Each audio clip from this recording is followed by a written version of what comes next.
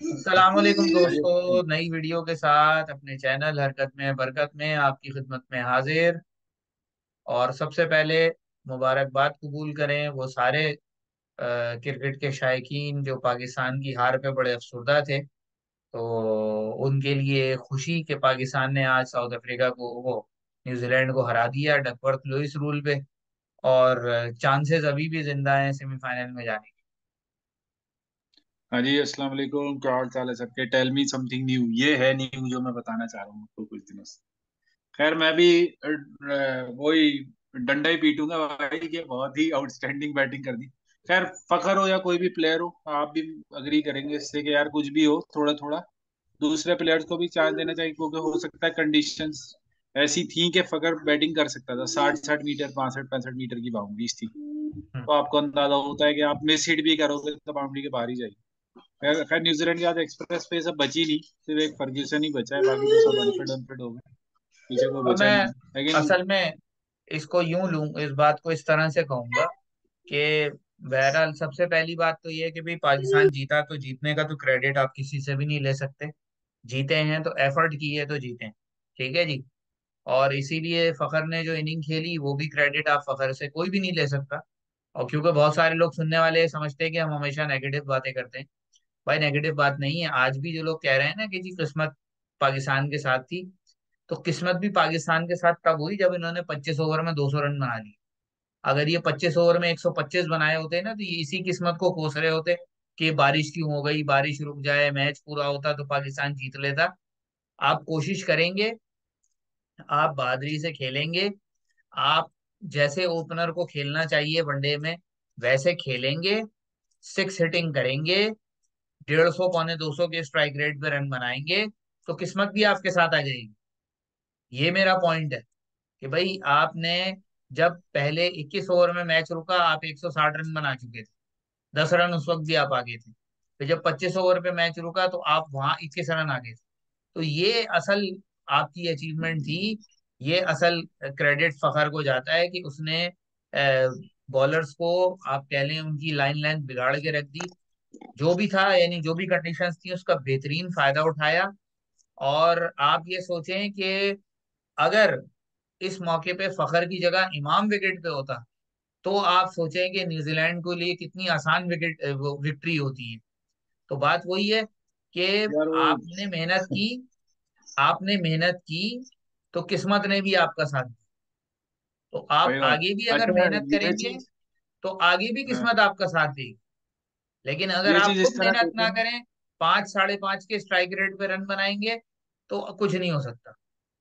यार आप उस ज्यादा दूर नहीं जाएंगे, यही रन चेस करने थे ना, 388 करने थे शायद ऑस्ट्रेलिया के खिलाफ। दोनों 68। सेल्फिश ओपनर ने, हाँ दोनों सेल्फिश ओपनर्स ने 50 अपनी की, 70 बॉलों पे एक ने की है 71 बॉलों पे 70, या 70 पे 71, और एक ने 69 की है, ऐसी 60 बॉलों में 61 बॉलों में 60, इस तरह। ये नहीं चाहिए होता आपको। जब आपको टारगेट पता है, पहली बात, क्रिकेट भी गेम ऑब्वियसली कैलकुलेशंस का है, आपको टारगेट पता है, आपको ये भी पता है बारिश के चांसेस है। अब आपके पास दो ऑप्शन है, या तो आप जैसे फखर ने बैटिंग की वैसे कर लो, या अगर आपको पता है मैच पूरा होना है 50 ओवर तक, आपको पता है मैच मैच पूरा होना है, तो फिर आप उस पेस पे चलो। कहीं पे भी उस चेज में मुझे गुस्सा इसलिए ज्यादा आता है इमामुल हक को देख के, 4-5 साल मैंने उसको देख के, जो मैंने उसकी क्रिकेट का अंदाजा लगाया है, वो ये है कि वो एक सर्कल का प्लेयर है, बस एक एक एक तरह के शॉटों पे रन बनाता है और एक तरह की शॉटों पे आउट करता है। आज की क्रिकेट में 2 दिन लगते हैं आपको स्क्रूटनी करने में, आपको एनालाइज कर लेंगे, फिर आपको वही 2-4 गेंदें कराएंगे। इतना टेम्परामेंट तो आपको पता है बचा नहीं है प्लेयर्स के पास कि वो 2-3 ओवर खेल लेंगे। और इतनी स्किल भी नहीं है इमाम की कि वो 2-3 ओवर रोकने के बाद अगले 7 ओवर में पावर प्ले के रन बना लेगा। तो आपको प्लेयर्स को चांसेस देने पड़ेंगे, ऐसे प्लेयर्स को जो वर्सटाइल हो, हर तरह की बॉलिंग को खेल सकें, हर तरह की पिचेस पे बैटिंग कर सकें, और हर तरह की स्टाइल की, चाहे रन बनाने हो, विकेट रोकनी हो, विकेट रोक रोक के रखें, इस तरह के प्लेयर्स को लाना पड़ेगा। अब आप हुक एंड क्रुक बाय जैसे भी है, अब आप आज का मैच जीत गए, अभी भी पूरे 400 रन नहीं बनाने थे आपने, आधे रन बना लिए थे, लेकिन आपने 25 ओवर में बना दिए थे। अगले 25 ओवर का किसी को नहीं पता, तो खुशफहमी में अभी भी मुब्तला ना हो हमारे जो कीबोर्ड के वॉरियर हैं, वो सारे जो पेड एडमिन वगैरह बैठे हुए।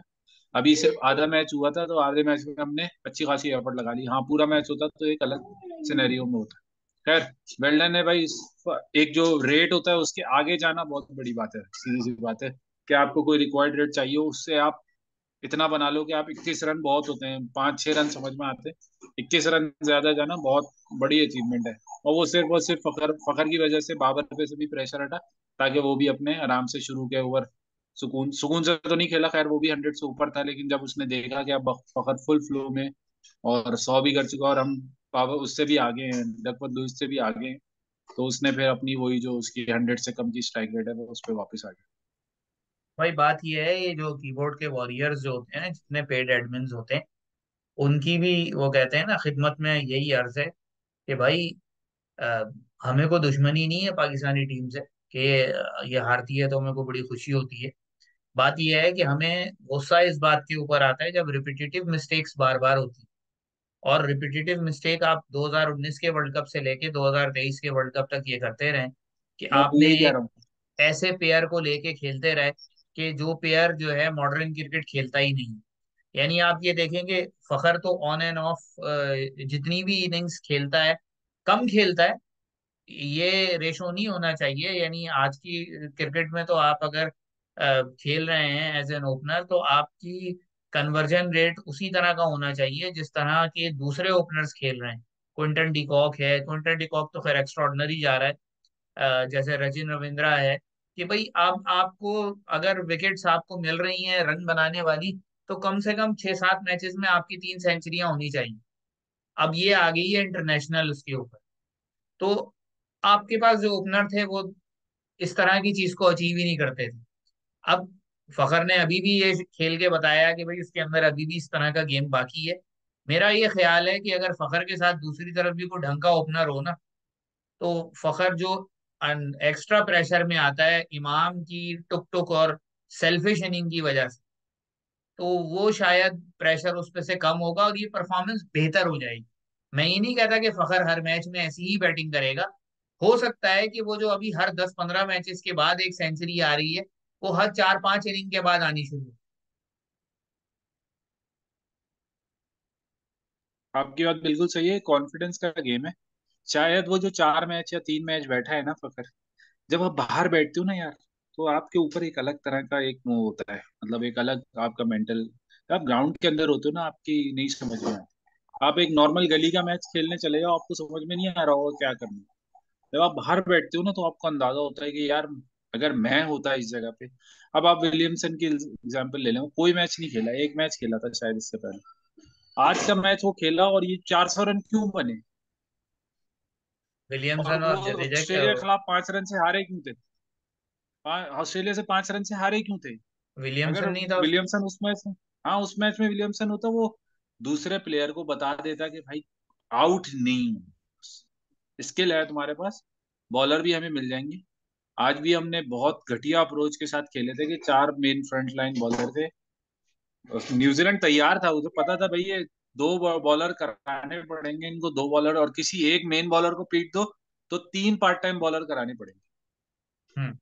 और जैसे हुआ, अब हमारे तो कप्तान आपको पता है, रिकॉर्ड रिकॉर्ड 400-800 का तो सोचते नहीं ना, फास्ट बॉलरों का सोचते हैं कि यार 80-80 रन दे रहे हैं, 90-90, तो अब बॉलिंग एवरेजेस का क्या हो रहा होगा।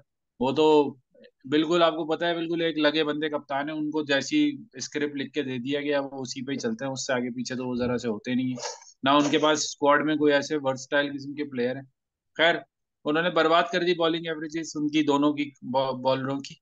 आखिर में हुआ ये कि जो हाफ मैच हुआ ना, ये हमारे फेवर में इसलिए चला गया कि हमें टारगेट पता था। अगर हम यही पहली बैटिंग कर रहे होते ना अचाल बॉल के साथ, तो हमें ये नहीं पता होता हमें कितना टारगेट सेट करना है। 400 तो हम वैसे भी नहीं बना सकते थे न्यूजीलैंड के खिलाफ, साढ़े हम्म। तीन सौ तक का फिर भी मेरे दिमाग में था कि 350 शायद बना लेंगे बेंगलोर में, इससे ज्यादा हमारी औकात नहीं। सीधी बात है यार, हमारे पास ऐसे प्लेयर नहीं है जो जाएं और 70-80 की स्ट्राइक, मतलब 70-80 बॉलों में 100 करके किसी भी हम्म। इनिंग में या छोटे ग्राउंड पे 100 रन बना सके। क्योंकि मिसफील्ड का मतलब बाउंड्री है, हम्म। और अगर सर्कल से आपने हवा में मार दी तो वो 6 है।